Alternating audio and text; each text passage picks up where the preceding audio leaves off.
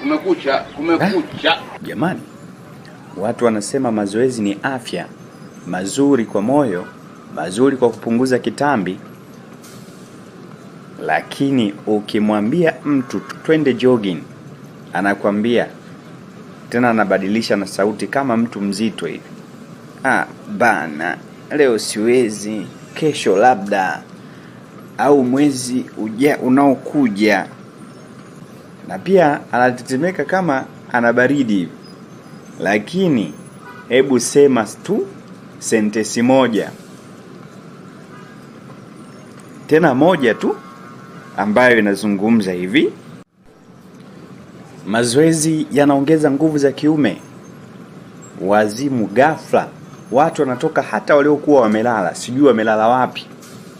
Unasikia mlango pu pu pu pu pu. Utasikia swali tu unauliza, tuanze saa ngapi kaka? Mtu ambaye hata harusi ya ndugu hakuamka leo yuko uwanjani saa 11 alfajiri anafanya push up. Utasikia 1, 2, 3, hapa imekwama. Anasimama anajipangusa jasho ambalo halipo, lakini nguvu lazima ziongezeke bwana.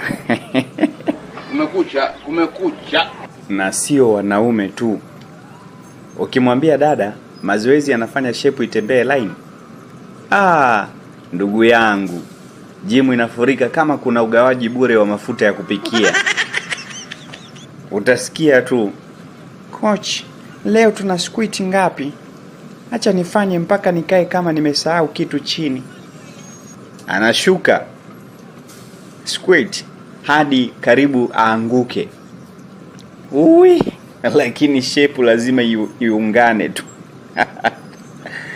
Hivi, kwa nini hatufanyi mazoezi kwa sababu ya afya?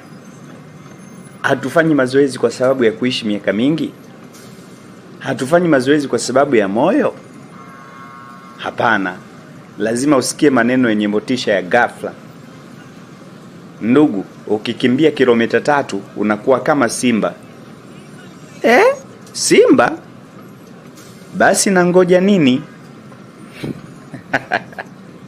Na kama mazoezi hayataongeza nguvu wala shepu, at least yataongeza drama.